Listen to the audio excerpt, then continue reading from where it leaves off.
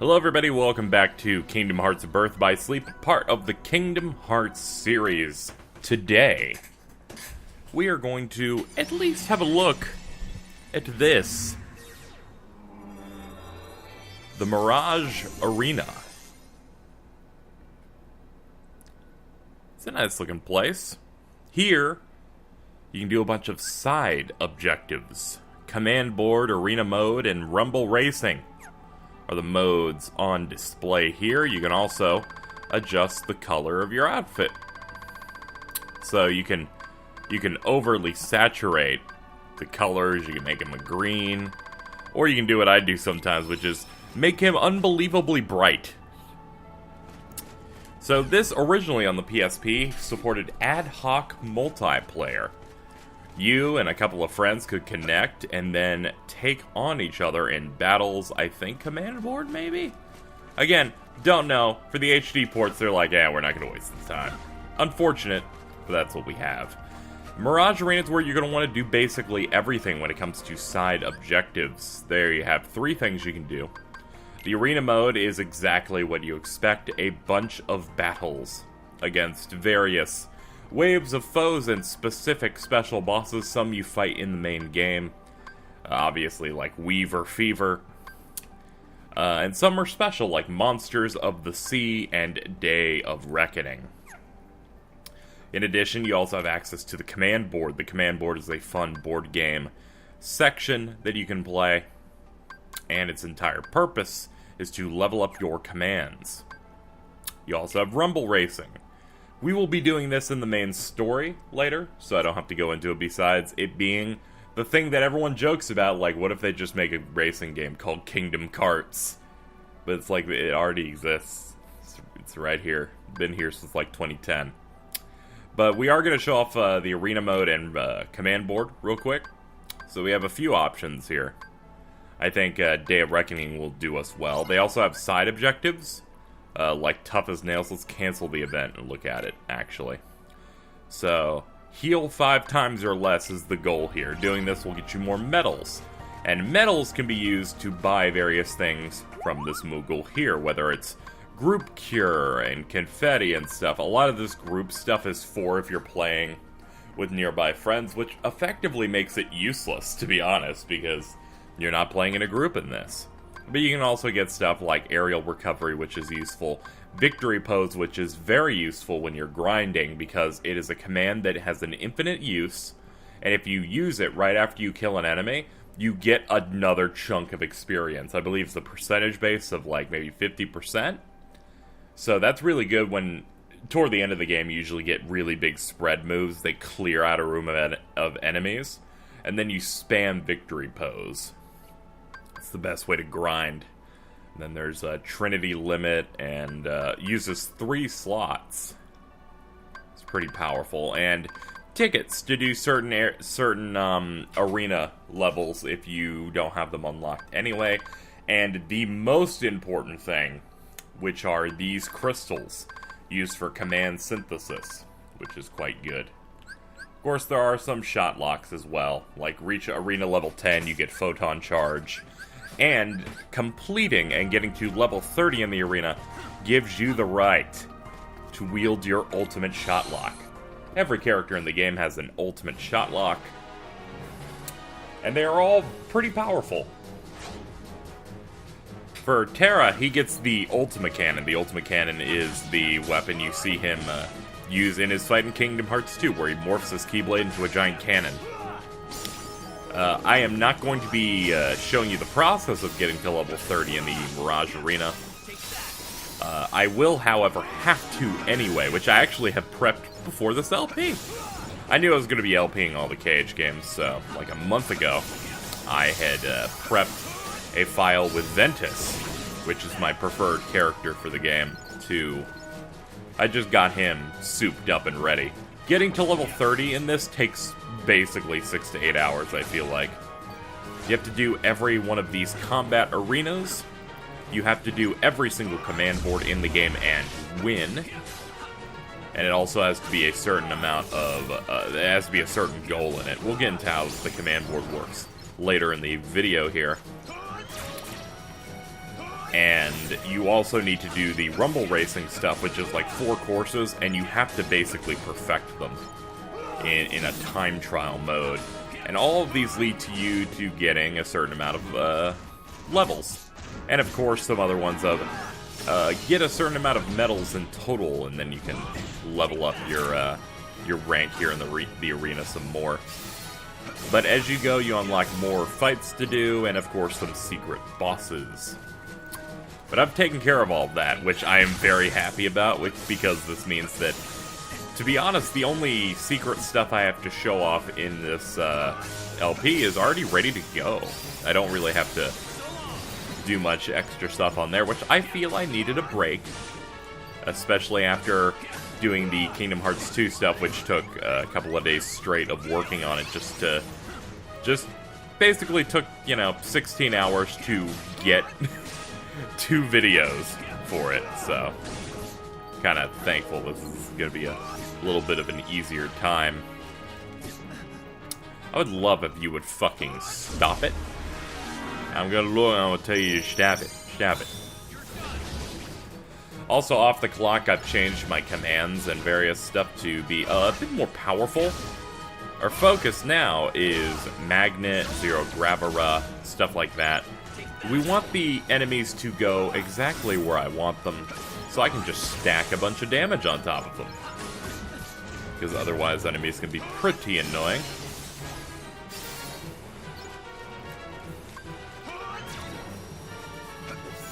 Where the hell did this bird go? There you are. Yeah, that'll be enough. Just enough. And here is what one of the arena bosses is. It's the first version of it. This is the Iron Imprisoner. Basically, it's a giant unverse that loses more and more of its restraints as you fight it. Ultimately, it's pretty annoying to fight. We should be able to pull something out of this. We're at a decent level to fight it, though, so we should be able to deal decent damage. Of course, what it loves to do, because it's the Iron Imprisoner, while it's restrained, it loves to restrain you and open you up for attacks while you're busy trying to break out of its cage. We weren't able to break out in time to avoid some stupid damage. Alright, so it's underground. And see, this is why Terra's dodge is not a good dodge. Because you're contending with an enemy, and you're trying to dodge, and sure, you're making distance, but you don't have any invincibility frames on it. Whereas with Ventus and Aqua, their dodges have all the frames in the world for dodging, effectively making it so you can never actually...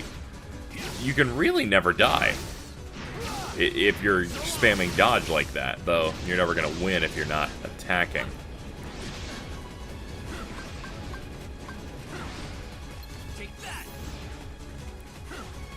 He's going to be an obnoxious boy today.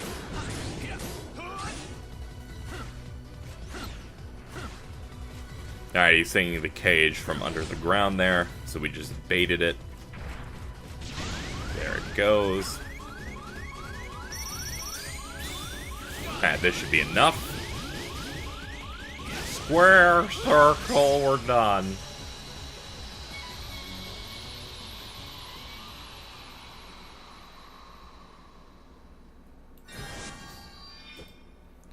We did it, I'm super strong. We only healed 2 times, which means we get bonus medals, 50% more, and we can cash out. And that's how the arena works. We then get a medal for completing it, and then we can go on with our day. Next thing I wanted to show off is the command board in the game. Command board is a fun mode that is based off popular Square Enix party game Fortune Street, to which there haven't been that many of its releases over here in the West. We did get one when it was like Mario and Dragon Quest together. Yeah, we're going to jump in here. So we have GP goals that we can set, basically determining how long the game is going to last. And we're going to make it 5,000 to please the court. Doing the Keyblade board. Let's go. My suggestion, if you're ever going to play this game, is only do the command board in the Mirage Arena. You can do it within the menu, I believe, in the world map, and I think even in Worlds. Don't do that. Do it in the Mirage Arena, because you get stuff and, like, level ups for your arena playing this. So it's a waste of time. So our opponent is Aqua, and then we can get going. Now, a few things I'm going to want to do, because I am an impatient asshole, is to message speed fast and walking speed fast. And get to it. So the goal, it's kind of like Monopoly in a way. You roll the die, goes 1 to 6, choose a direction, and our goal is to make it back to our starting space having tapped all 4 of the colored Kingdom Hearts logos. So there's 2 spaces above me that is blue, so let's hit that, for example. We tag that blue checkpoint, we need to go get the red, yellow, and green. Once we've obtained all of them and return to start, we get a bonus. My turn. Our goal is 5,000 GP. The GP amount Nice. is all based on the bottom value. So if you look at Terra, 1300 is what you see. The bottom amount is basically net worth. And you want the net worth to be 5,000. And if you simply tap the starting space we were on, once we're at 5,000 or above, the game ends, and you win. Whenever you land on a space with a white circle on it, you can then put a command on it.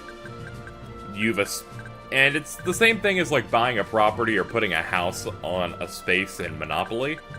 So we could, for example, put Cura on that space. So if Aqua lands on that space, she must pay the amount that's on the space to me. And it's a very convenient way to level up your commands, upgrade them with your GP, and it's a fun time. I wish it was a bit more fleshed out, but again, this was made on a portable system, so the goal was more making something that works, that's quick and fun to do. I'd love to see that Final Fantasy Dragon Quest like anniversary Fortune Street game to make it over here, but I don't think there's much of a big demand for that. I mean, it's hard enough to get current Dragon Quest games to come over here, so it's a bit difficult. But I've always liked these style of games. Nice. And the more fleshed out versions of them in the proper Fortune Street series go a bit further. So this purple block with the stars on it is a special space depending on the world. For the Land of Departure map, the Keyblade board, it gives you your Keyblade glider and lets you teleport to any space that you want. It's pretty good. There are ones later on that do stuff like select your opponent and put them wherever you want, and in that case you usually put them as far away from what they want as possible, or throw them in a pit, like the dark blue area that we saw Aqua fall into earlier, if you remember that, because that ends up causing a penalty. Oh, we can land right here. Well, excellent. Okay. We're lucking out just a little bit here.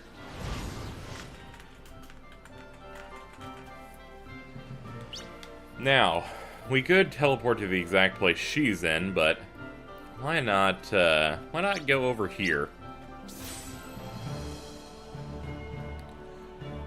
Go ahead and tag the red.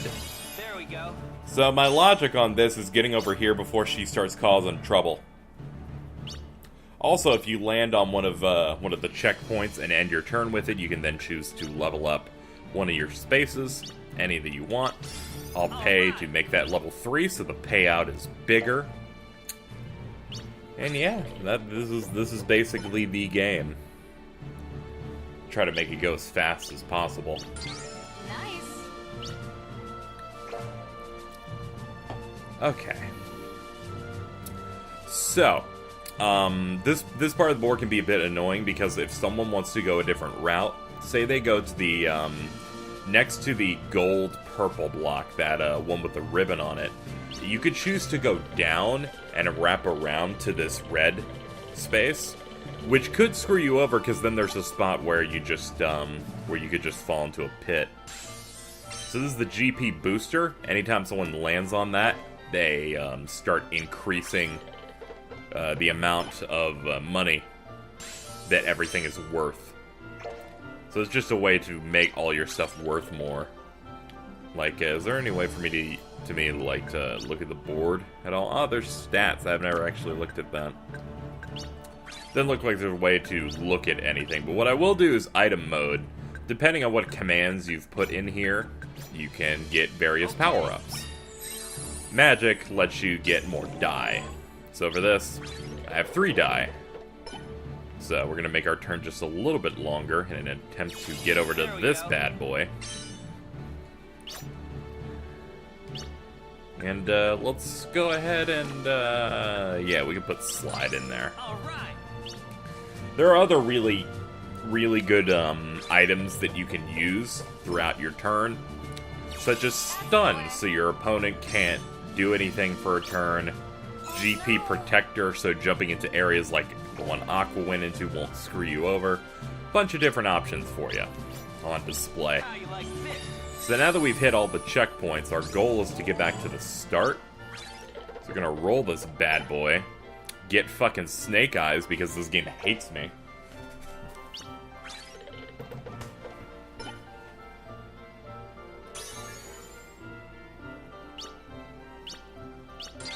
Nice.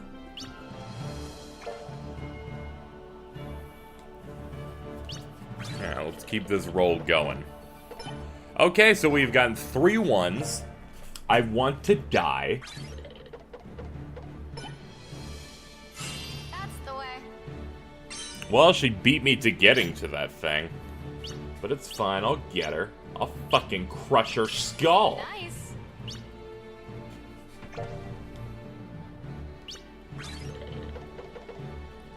Yeah, that's right, redemption. And since we brought the block back to where it wanted to be, we get a bonus.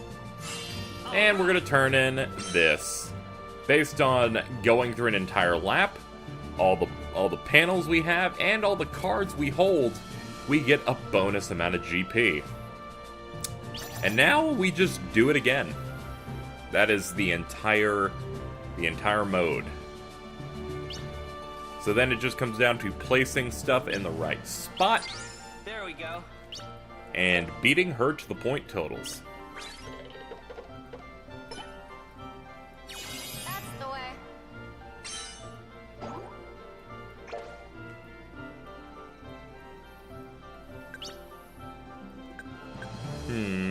Oh, Joker's Fortune's pretty good. With Joker's Fortune, you get a random effect depending on a wheel. And GP Protector. Now, this thing is not a one-turn deal. I have the shield until I have a moment where I'm gonna get hit. Pretty useful. And we landed right here on the checkpoint. Checkpoint brought me up to 4,200. We're almost done. I'm gonna call my shot. Make this a level 5. If she lands on it, she's fucking done. Sometimes you gotta call your shot, man. Though I've found a lot of games happen where neither of the 1 or 2 or even 3 players land on anyone's property, and it's pretty hilarious. Like, we guess we did it for nothing. We just went on our way. If I get a 1 and land on that fucking spot, I'm gonna bitch. You know I'm gonna bitch. And with good fucking reason, I will bitch. Nice. You'll notice that some blocks that you can put your commands on have similar... It really wanted me to land in there. Have similar colors, like she's standing on a blue block and there's another blue block next to it. And that's another feature with this game, where if you get a bunch of commands that... I'll catch up. Ooh, she got hit. Say you have 3 green blocks and I put 3 commands on them. It will then say you get a bonus because it's a part of a chain, so there are ways to do that as well. Which can help.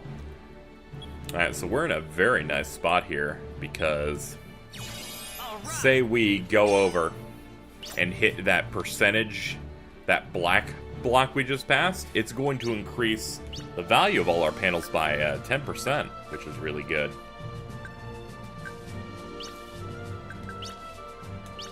Nah, she's gonna need the gold block, so I'm just gonna fucking do that.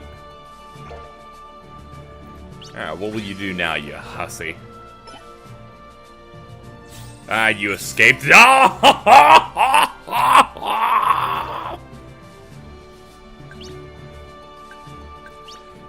I got a little excited. Because now that she's done that, I have enough money to beat the game. So my goal is to just reach the checkpoint now. Or the starting area.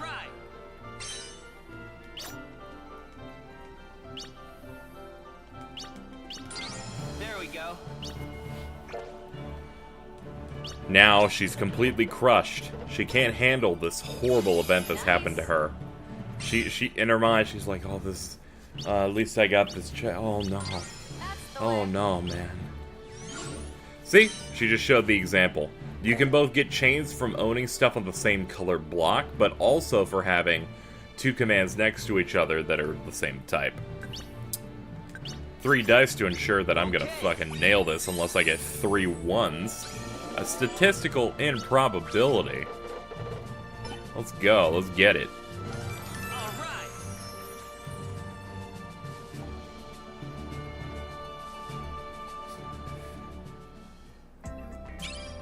And just like that, you win. And then the commands that you used get some much needed experience. You get medals for your troubles. And of course, you get an arena level up for beating that board in the game. Very, very convenient for you. I think I could go with showing off another arena fight just for the hell of it, and then we can call this a video. Kind of make this kind of an interim, like almost an interlude video, because I'm not like progressing the main plot for once, but necessary.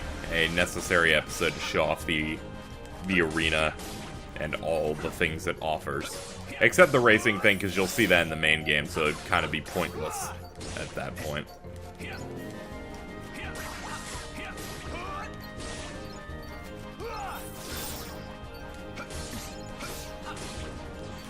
Did I just reflect that dude's fire back at him? That's fucking neato. I love Magnet, and Magnet and Zero Gravity are so broken when you're playing as Terra, because they just put the enemies right in the same spot. And with someone who's meant to just deal oodles and oodles of damage, just having them all right there so you can just lay waste to them it feels great. Also, the Mirage Arena is better than Kingdom Hearts 2's Arena, because that one didn't allow you to gain experience. Here they decided that that's fucking lame. They're like, screw it. Do whatever you want, man. Have at it. We know you need to grind. You're grinding up 3 characters in one whole playthrough. We ain't gonna stand in your way.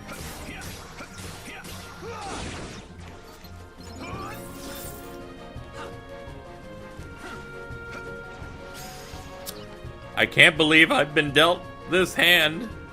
Help. Okay, I lived. Also, fuck mimics. Seriously. No. Not a fan. Oh, hello. I look away for 1 second and then they're everywhere.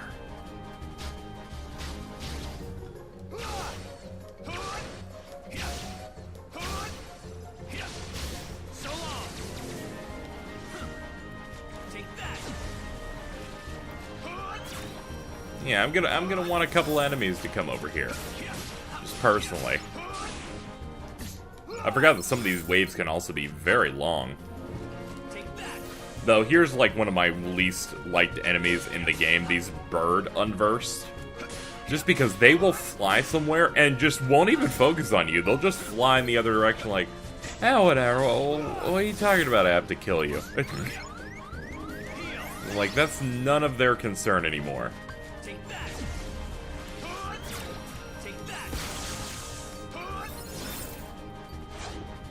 Alright, moving on to round 3. I like they kind of teleport you back to the front of the area, like the start of the map, but then you still see pickups from the previous fight. It's kind of janky.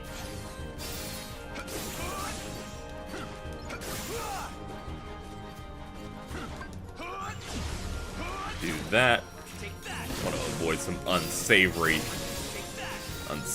moments.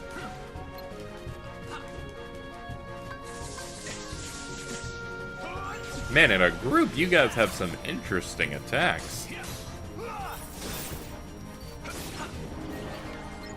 Oh, good, more.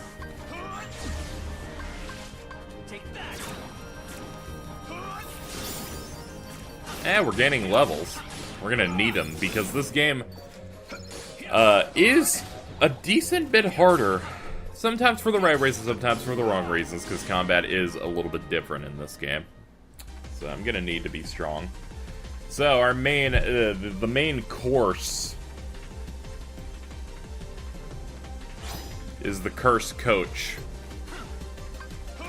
And this bad boy, Human, the boss that we will fight later in another story, has some okay attacks, but can easily get staggered and just start giving up on life.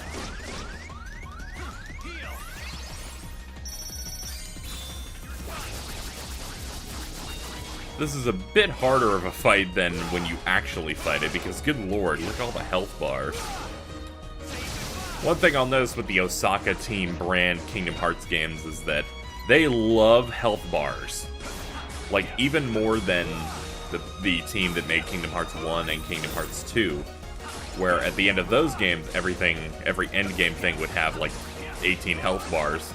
Here, some enemies are gonna have, like, 2 health bars at the end, and you're like, what the fuck?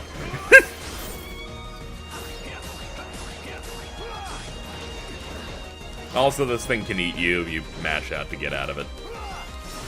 But overall, nothing too special with this little guy. Just gotta not let him breathe. I'm sorry that I just assumed his gender. Hope no one's bothered by that. It's a giant evil pumpkin carriage, because, you know, Cinderella.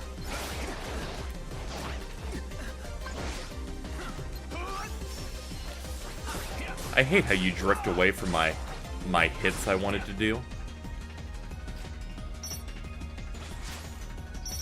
I'm not gonna let you start shooting me from above. Nope. Nope. You hear that? Nope. I'm pretty sure we started that 22 minutes in to this episode, so I gotta hope that I got within the time limit. Yep, 5:36. So since we did it within 6 minutes, we get bonuses. We're gonna get a level up to our medal. We got 2 actually, so now we're level 5. And then of course we can buy some stuff with the medals that we ended up picking up.